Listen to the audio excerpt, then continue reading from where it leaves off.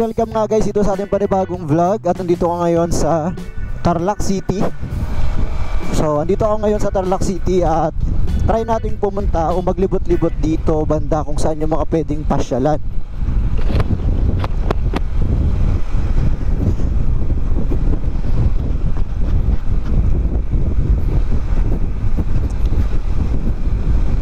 At ang oras ngayon ay 4:04 PM. Medyo hapon na tayo nakalabas dahil kanina sobrang tirik na tirik yung araw. At sobrang init. Kaya ngayon maghahanap tayo dito ng pwedeng pasyalan. Paano ako ngayon guys dito sa ating panibagong video para at least kapag napunta kayo or napasyal kayo dito sa Tarlac ay meron kayong idea kung saan nga ba pwedeng mamasyal or saan pwedeng pumunta kung sakali man. Marami dito mga pwedeng pasyalan pero syempre hindi naman natin malilibot ng isang araw. Kaya gagawin natin yan sa iba pang mga video natin.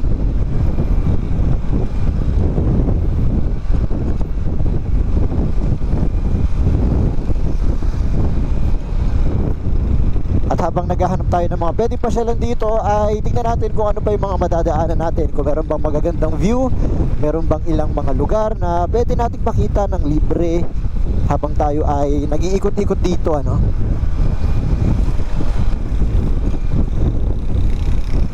Feeling ko naman saktong-sakto itong labas ko ngayon na alas 4 ng hapon. At medyo may init pa rin tayong nakikita pero hindi na ganoon kainit yung nararamdaman natin kasi pahapon na to. Sana meron tayong mga makikitang magandang lugar ngayon, no? Shoutout nga pala sa nanonood ng video na to. At pwede bang pakicomment natin kung nasaan kayo ngayon habang nanonood kayo ng video na to para mabasa at makita ko kung saan nga ba napapadpad itong video ko o itong mga vlog ko. So kung kayo ay nasa probinsya ng Leyte, comment nyo kung nasa Leyte kayo or saan sa Leyte, nasa Tacloban ba kayo, Kalubian, nasa Biliran ba kayo o nasaan man kayong bahagi ng Pilipinas habang nanonood ng video na to. At makikita natin kung nasaan nga ba o saan napupunta o saan napapadpad itong video ni Inyongan.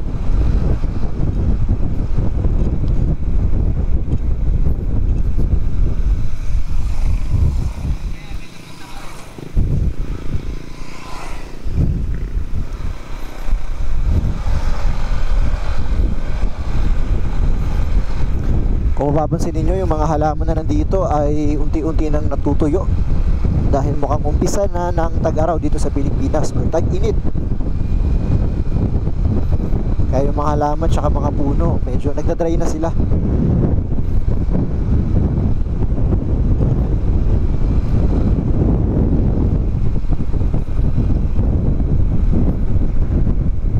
Itong lugar nga pala na to kung saan binabaybay ko itong kalsada, ito yung Barangay Tibagan dito sa may Tarlac City.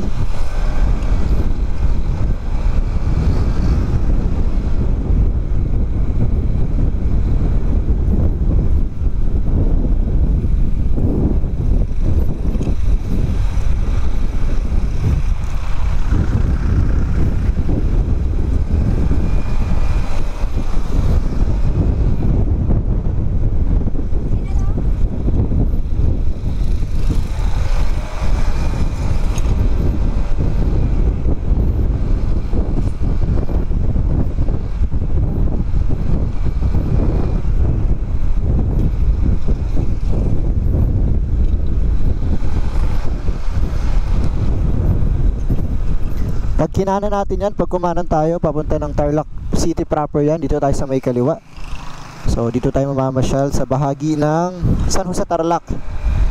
Dahil dito merong mga magagandang pasyalan na pwedeng puntahan. Medyo malayo, may kalayuan lang siya kapag ikaw ay magagaling sa Tarlac City proper or sa mismong bayan ng Tarlac.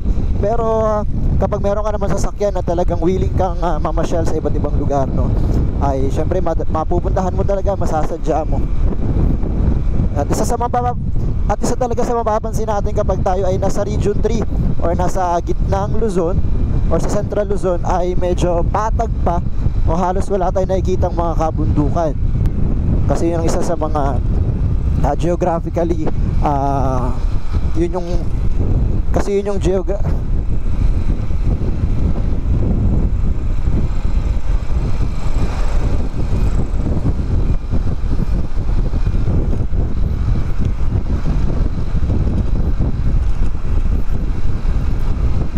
Dito kakaliwa lang tayo dito.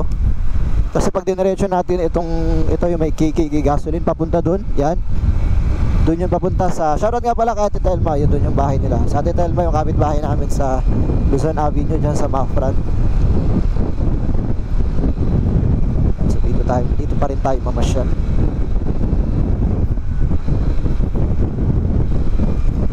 Dahil ng mga nakaraang vlog natin, ang binivideo natin ay nasa Leyte tayo, nasa Kalubian, nasa Visaya. So dito naman tayo sa Central Luzon.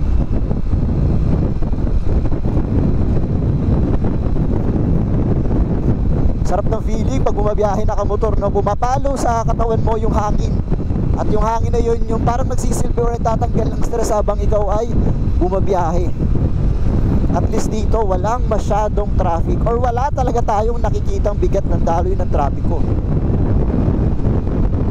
Dire-diretso lang yung biyahe hanggang makarating tayo sa mga pwede nating pasyalan.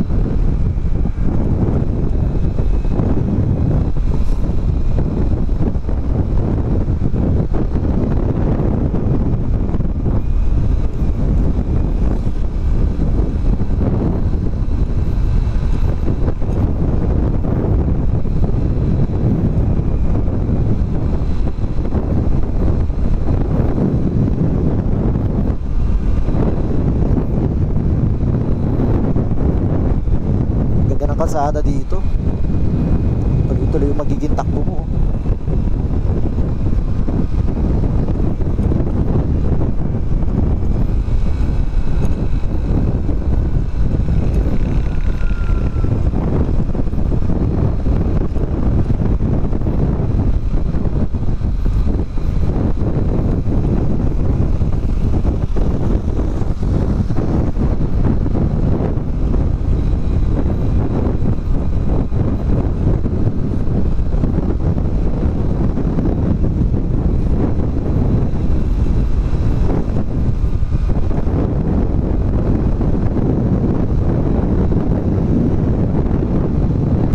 Sobrang ganda ng kalsada dito, tuloy-tuloy yung biyahe mo, wala kang nakikitang traffic or bigat ng trapiko, as in smooth lang yung biyahe mo.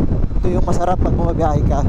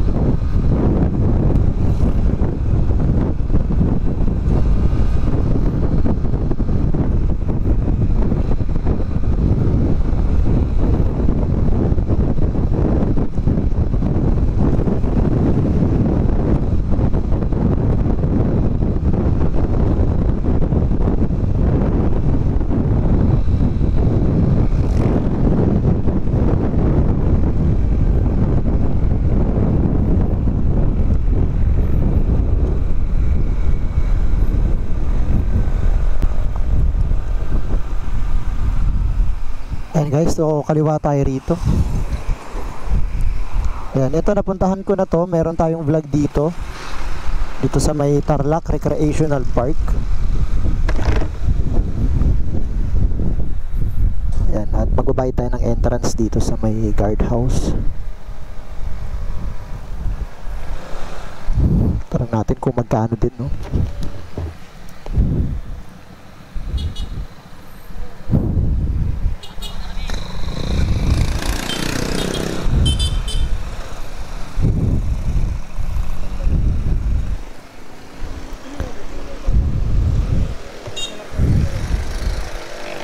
Sir, magkano po?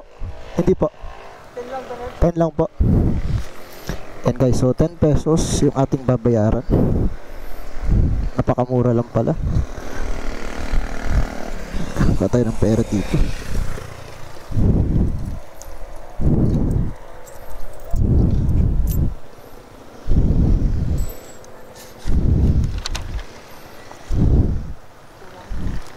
Tapos magla-logbook tayo dito. Opo.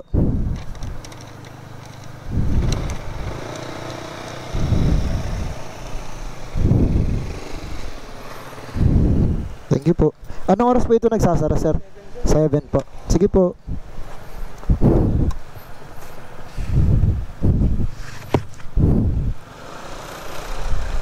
Okay guys, at nandito tayo ngayon sa Tarlac Recreational Park.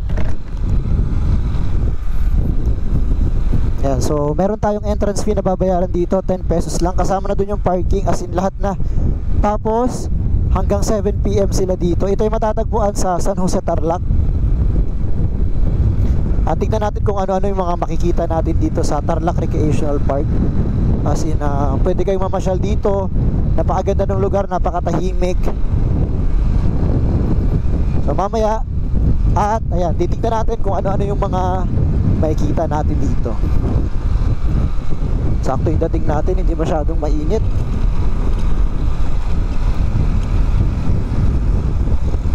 So hanap tayo ng parking.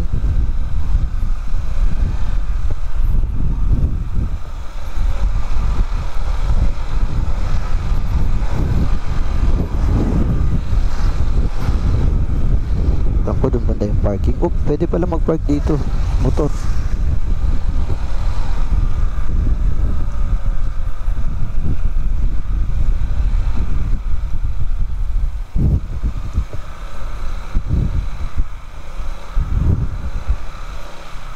Kaso wala nang madaan.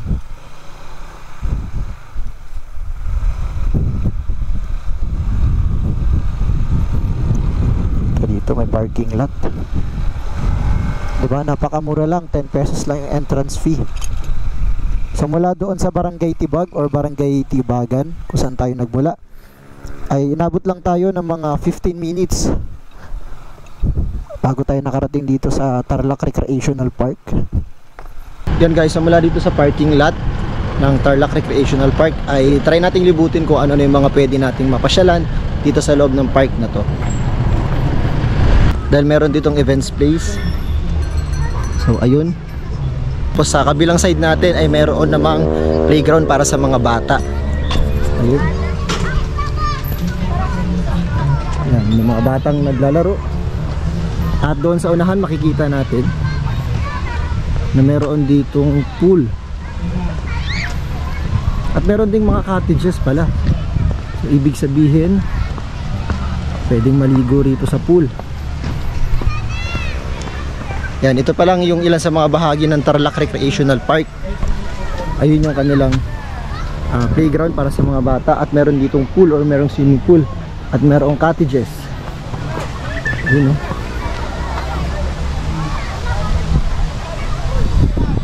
Yan, so bukod sa park, meron din pala ditong resort kahit papaano.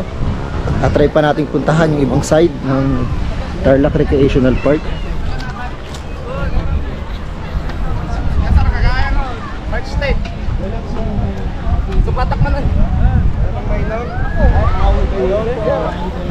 Ayun, mayroong pool.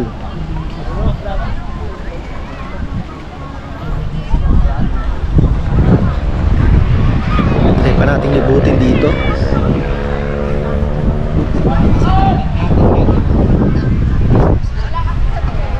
Wow. At habang nag-iikot-ikot ako dito guys, ay meron na tayong nakita ditong lagoon. Ayun, oh. Wow, sarap dito mag-relax, oh. Maglatag dito. Masarap maglatag dito ng kahit ano na pwede palatag or sapin.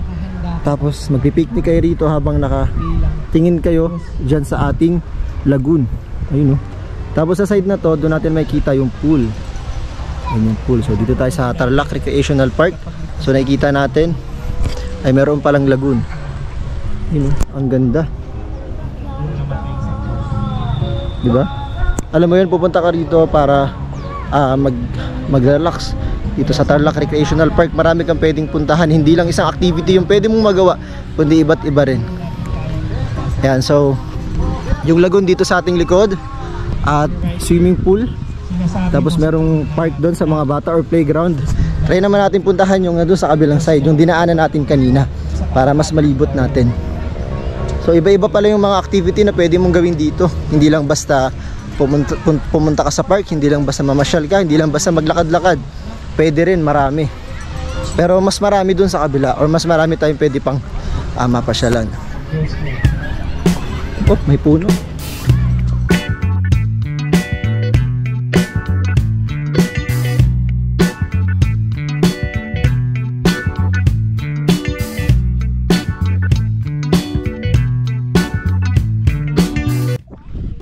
Yan guys, at bukod sa swimming pool na nandito, bukod din sa park para sa mga bata, ay nandito rin tayo sa track oval nitong Tarlac Recreational Park. Sobrang lawak, sobrang ganda ng paligid na to, sobrang lawak ng kanilang oval. At doon sa unahan, yan, doon sa unahan makikita natin yung may malawak pa doon na may malawak pa doon na space na para sa mga nagsasoccer yata or football. At doon sa unahan ay makikita naman natin yung racing track para sa mga nagmomotor. So i-drone shot natin kung ano yung itsura nung kanilang race track doon. Pero sa ngayon kasi ay wala pang kumakarera doon. Pero papakita ko sa inyo sa drone shot guys kung ano yung itsura nung race track para sa mga motor na nandito.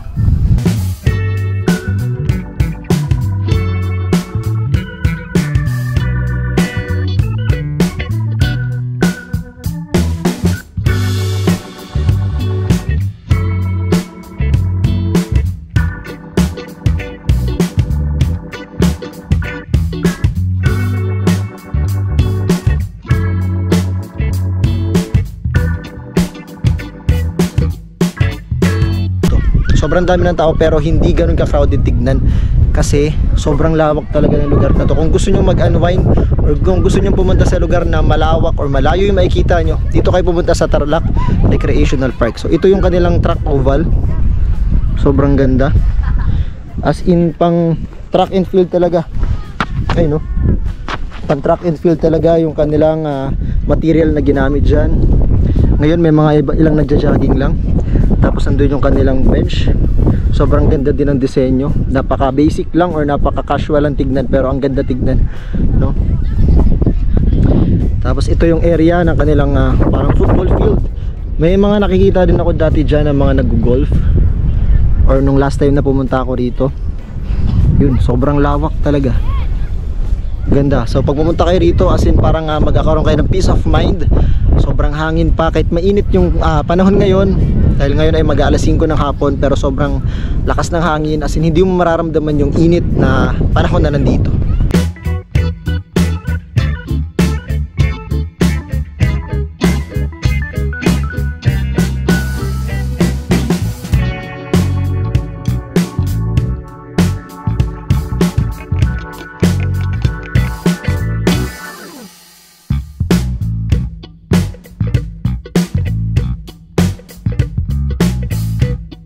Kaya naman guys, hanggang dito na lang ang ating vlog. Please wag niyong kalimutang i-like ang video na to at mag-subscribe para sa mga susunod pang vlogs. Maraming salamat sa pagsama sa akin sa paglalakbay na ito. Hanggang sa susunod na video. Salamat!